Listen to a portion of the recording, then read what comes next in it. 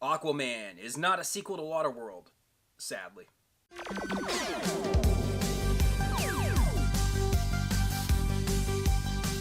Aquaman is the new film about a fish man who has to go kill a guy with a patch over his eye, starring Dennis Hopper. Damn it, I have to stop doing that. Aquaman is directed by James Wan. It stars Jason Momoa, who is easily the best part about this film because he has what we call an on-screen presence, meaning he's charismatic. We enjoy whenever he's on the screen. It's just unfortunate that this movie has so many issues that it kind of drags all of that down. Rule number one, when you have a silly film, such as the one we're discussing, you have to not take yourself too seriously. So I want you to think for just a second about Thor Ragnarok and Guardians of the Galaxy. Don't mean to do a Marvel comparison, but it's relevant here, okay?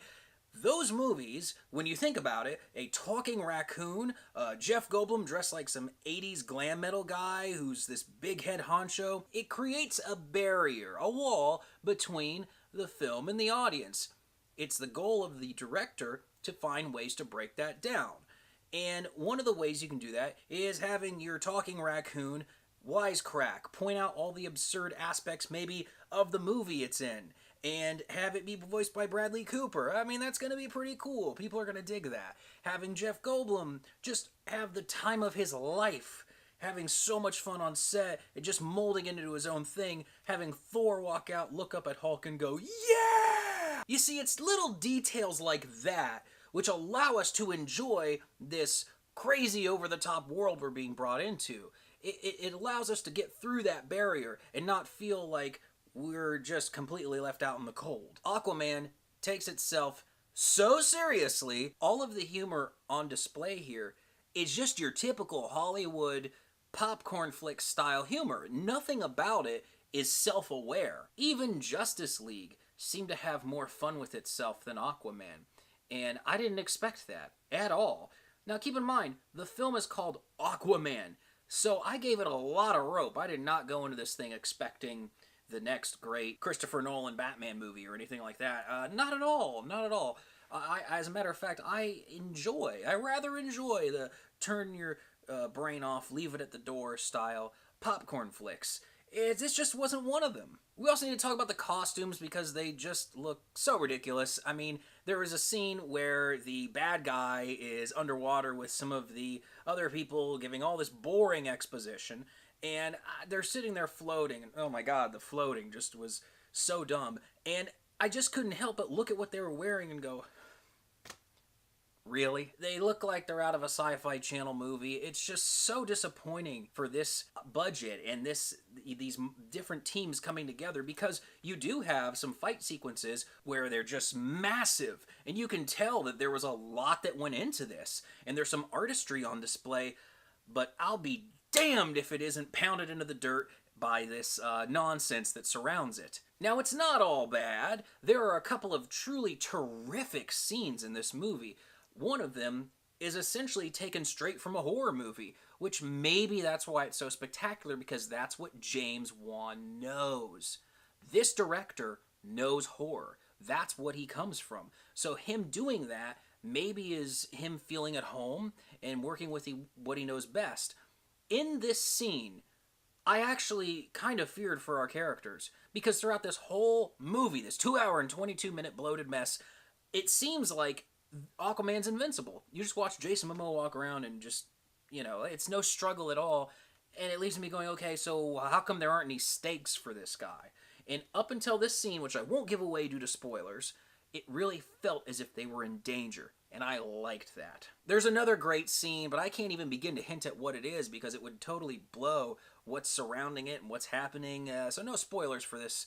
But just know that there are a couple of scenes that total out in maybe 10 minutes of footage out of this giant, enormously long movie. It just doesn't come together in the end. We need to talk about how miscast everybody is here, because aside from Jason Momoa, you have Patrick Wilson as the villain, and it just begged to have somebody else in that position, whether it was Aaron Eckhart, or you name it, you can come up with a list. Amber Heard, who I don't hate, she's getting a lot of hate for this movie. I actually don't have a problem with her. I think it's what they tried to do with her. And people complain about the chemistry between her and Jason Momoa. That was the least of my concerns. I know what everyone's discussing when they bring that up. But really, when you compare all of the other problems this movie has that are revolving around it, that's the least of what you need to focus on here. Willem Dafoe is a great actor, but they gave him this really weird man bun, and it's not even a man bun, it's like a fish man bun. And he's in this costume, and I kept looking at my girlfriend and laughing the whole first half of the film because you just couldn't, it took you out of the movie. You couldn't take it seriously. And Nicole Kidman plays Aquaman's dad. Yeah, that'll be interesting. She plays Aquaman's mom, and she shows up in the beginning of the movie. A big fight scene ensues in a house. Now, here's the deal. There's a 360 camera shot going around. It feels so clean. She's taking these guys out like it's from a video game. It felt so neat and tidy. I got no sense of grit. It just, no, that's not how you shoot this movie. I mean, think back to so many great action films where the hero is in peril, where you're just constantly wondering how they're going to get out of it this time. There was no visual style present here. It seemed like it could have been directed by a robot or some AI, algorithm. I mean, it just threw me off the whole time I'm watching this going, wait a minute, this is from a director who's able to really execute horror. What's going on here? And then I remembered that he directed Furious 7, and I felt the same way about that, where I watched it, and it just kind of felt like, all right, let's make sure we get everything in the frame and not worry too much about giving it my own stamp and style. Okay, well, that kind of, what are you left with? As I watched Aquaman, I couldn't help but wonder what this movie would have felt like if it were directed by Luc Besson, the guy who did The Fifth Element. He did Valerian, he did Lucy, he did The Professional, and he just seems to have a bit of an eye for these kind of movies. He knows when to introduce almost slapstick humor, when to make it so you're kind of feeling these actual emotions that might make you kind of feel sad, or you feel worried, or it sparks curiosity, or it sparks a sense of like wonder and romance. He's able to tap into that so well, and it just felt all of that was missing from Aquaman.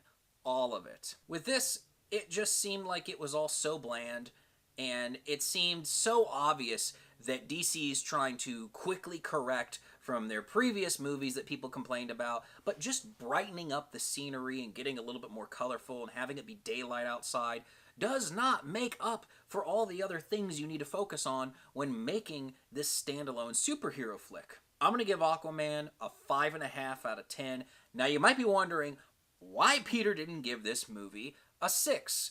Because it came this close to being mediocre, and it wouldn't have been that hard to push it over into that category. And even then, I might have to give it a thumbs down. But just 5.5 for now. It's not an awful experience. I cracked a smile here and there. I laughed occasionally. There were those 2 terrific scenes I was really invested in, but it just doesn't come together in the end. And there's so much more to discuss that would be spoiler worthy, and I've had to be very careful. I don't like spoiler reviews. I really have always hated it growing up whenever somebody blew something for me. So I don't want to do that for you guys. I really don't. If you enjoyed this review, or you liked my analysis, or you want to see what I'm doing next, click subscribe so you can stay inside the mind of a movie maniac.